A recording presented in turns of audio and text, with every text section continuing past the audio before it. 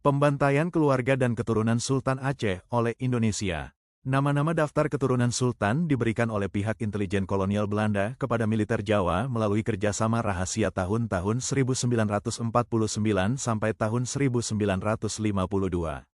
Salah satu tokoh Belanda yang menyerahkan arsip silsilah keturunan Sultan Aceh adalah Kapten Willem Theodor van den Broek, seorang intelijen Belanda yang bertugas di Kutaraja.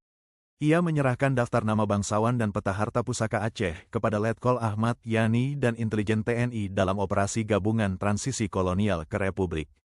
Pada tahun 1952, Indonesia mulai menjajah Aceh secara sistematis.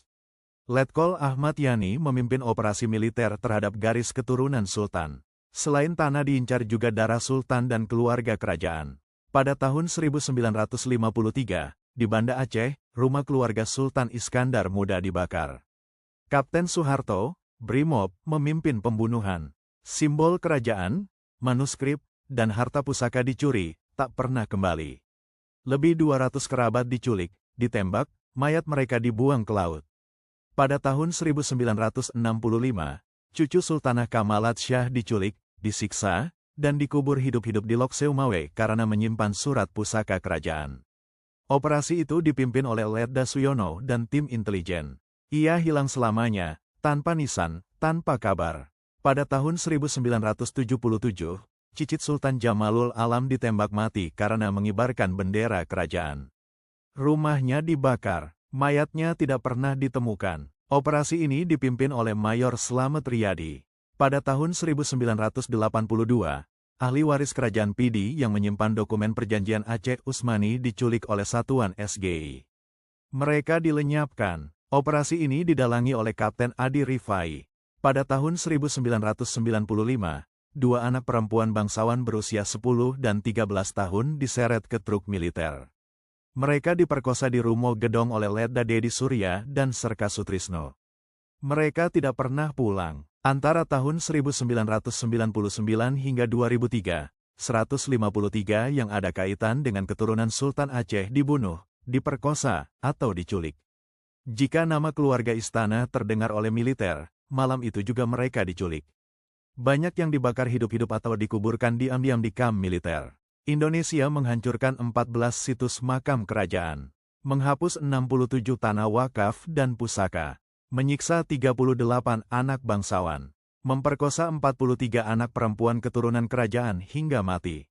Kami akan publikasikan nama keturunan kami yang syahid dan juga pemerkosa dan pembunuhnya. Sementara itu, Indonesia menciptakan lebih dari 300 nama palsu bergelar Teuku dan Cut sebagai bagian dari rekayasa sejarah. Proses ini dimulai sejak 1953 dan memuncak pada 1977.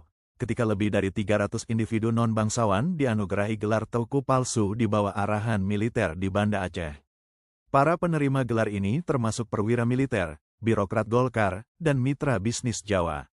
Salah satu yang paling terkenal adalah Teuku Musliadi, pengusaha kayu tanpa garis keturunan kerajaan yang diangkat sebagai wakil kerajaan di Pidi tahun 1983.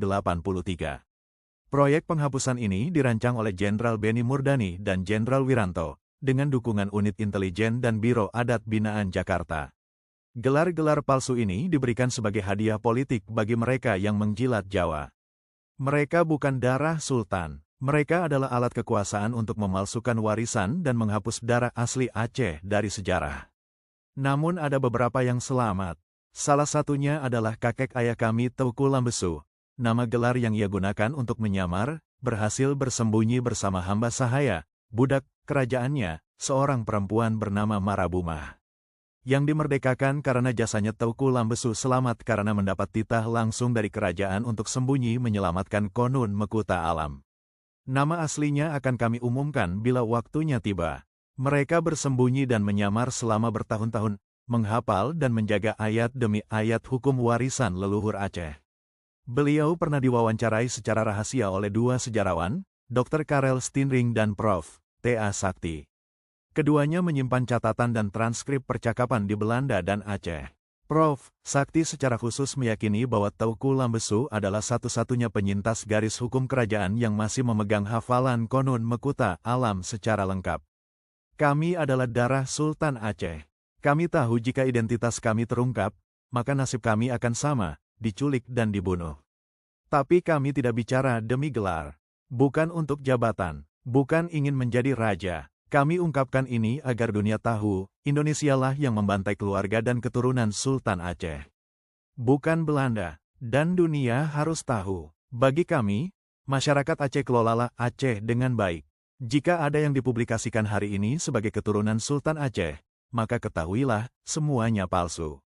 Mereka bukan bagian dari darah kerajaan, melainkan ciptaan militer dan birokrasi untuk menghapus garis keturunan asli dan menipu sejarah.